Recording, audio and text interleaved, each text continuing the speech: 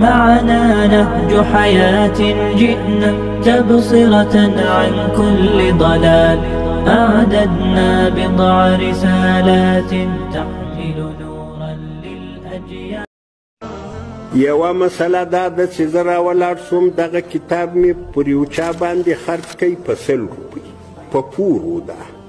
بیا میاشت تېره سوه 2 تېرې سوې هغه سړي وویل چې په ما خو دا 100 روپۍ نه جوړېږي نو بیرته به دې دا خپل کتاب درکړه.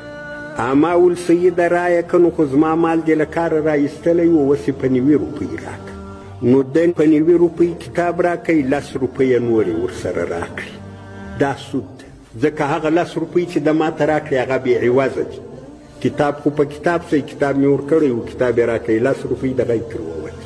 دا سود ده او دا معاملې خلک کوي. اوس خو دې نو چلولی د موټر اوس خو نو دا پور یې پر باندې وي بېرته یې تر هغه په کم کې ورکړي. دا سود ده په دې کې هېڅ شک نشته. زید بن ارقم رضی الله عنه دا یو صحابي دی. دا تجار سړی و تجارت به کاوه. ښځې ته مریی ورکوي په 800 روپۍ. څه وخت تېر سوی هغه ښځې وویل چې زه د 800 روپۍ نه لرم.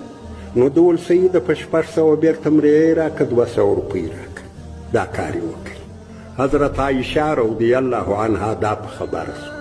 چا ته وویل چې زید بن ارقم ته ووایه چې دغه سودا بېرته ختمه نه کړي.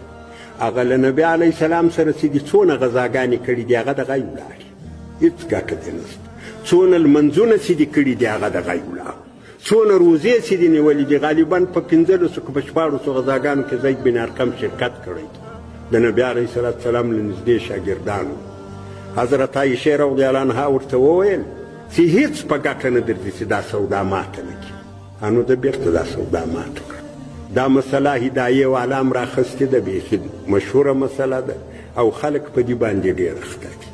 دلته سرتونه دي. یو سرت داسې ده چې دغه کتاب ما یو چاته په 100 روپۍ ورکوي. د 100 روپۍ ماته راکړې سره خلاص. یوه میاشت بعد د کتاب خرڅاوه. ما ول په څو یې خرڅوې؟ د ول نو ستا خوښه یې مال په 90 یې راکړه. د ول سیده در بېکم په 90 مې ځینې واخیستی. دا فرق نه کوي. دا په هغه صورت کې سود ګرځي چې روپۍ دې پر باندې یا ټولې یا یو څه. بیا دا خپل شی